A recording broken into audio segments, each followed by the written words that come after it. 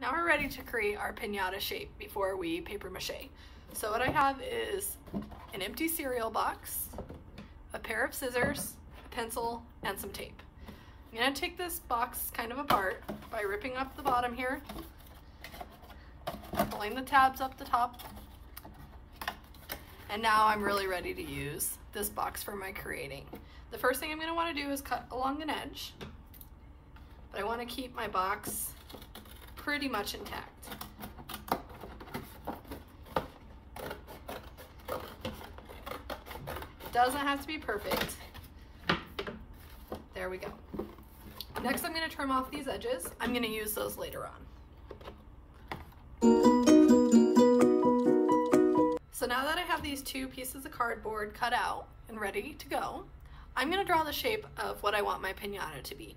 You could trace something that's circular like your tape or a bowl, but I think I'm going to make my piñata a donkey. So I'm just going to draw it on one and show you guys the next steps after that.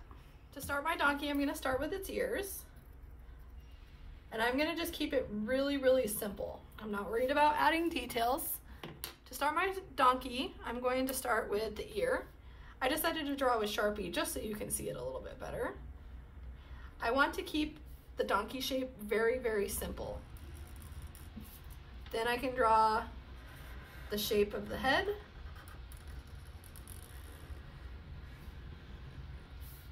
down for the leg.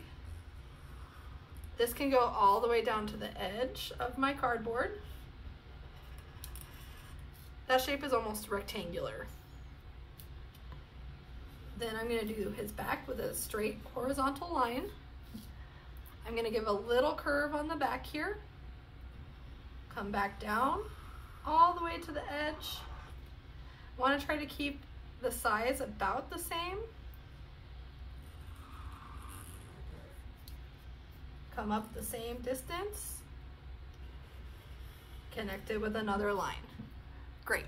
Now I'm going to speed up the video so I can cut out my shape. Now that I have the shape of my piñata, I need to trace it a second time. That's where this other piece of cardboard comes in. So I'll lay my first one down on the cardboard and simply trace it, and then I'm ready to cut it out. Try to make sure it doesn't wiggle because we do want them to be as close to the same as we possibly can. All right, all traced. I'm ready to cut. Now that I have two identical pieces, I'm going to use the edges of my box to make it a 3D shape. You're going to need the tape for this part. You can use painter's tape or masking tape. If you don't have that, you could even use glue. It's just going to be a little trickier. So what I'm going to do is I'm going to take this piece of tape, and I like to work ink strips that are kind of small, and I'm going to put it half on that straight edge. So half of it is on the cardboard and half of it is sticking off, just like that. Now what I'm going to do is I'm going to attach it onto one of my pieces here. So it's going to line up here, take the tape, and I can fold it, that piece sticking off right over. Then I'm just going to follow the shape of my donkey until I get all the way around. I'm going to speed up the video so you can see it.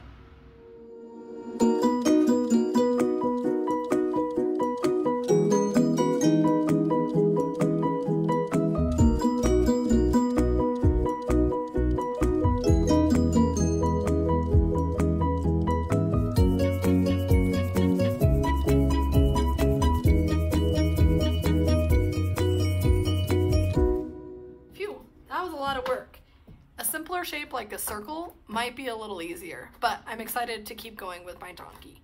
Now that I have the basic shape glued on with the 3D strips here, I'm going to attach the other side.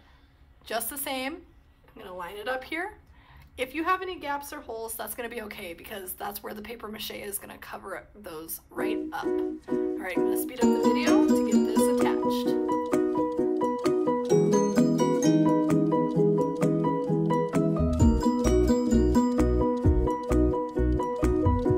Oh my goodness, I almost forgot. We need to leave a little hole somewhere in there. I forgot. So I need to add one so I can add prizes or candy to my piñata later. So I can actually go back and cut that since I was reminded. It doesn't need to be very big. Just like that. That way later on I can sneak a few treats in there. So now that I have my armature, that's what that's called when you build these, all made up, I am ready for the fun and messy part, paper mache. I'm actually going to take you guys outside to do this because it can get a little messy and that's not what I want to clean up right now. Alright guys, even though I'm outside, I'm still going to work on a piece of cardboard so that way I don't get the paper mache mixture on my back porch. What I'm going to need to do next is I have some advertisements that I got in the mail this week, and I'm going to turn these into long paper strips, just so that way it's a little easier to work with than a giant piece of paper. The next step of our piñata is going to be to start the paper mache. So with that flour mixture, what you're going to want to do is you're going to take your strip of paper. I'm going to divide this in half because it's a little long. You dip it in, and you don't want a ton on there. So what I'm actually going to do is, using 2 fingers, I'm going to pinch it on there and get all that extra off. Once I've gotten that extra paper mache mixture off of the strip, you lay it on there and smooth it out. I'm going to speed up the video because it's going to take me a while to cover this whole thing.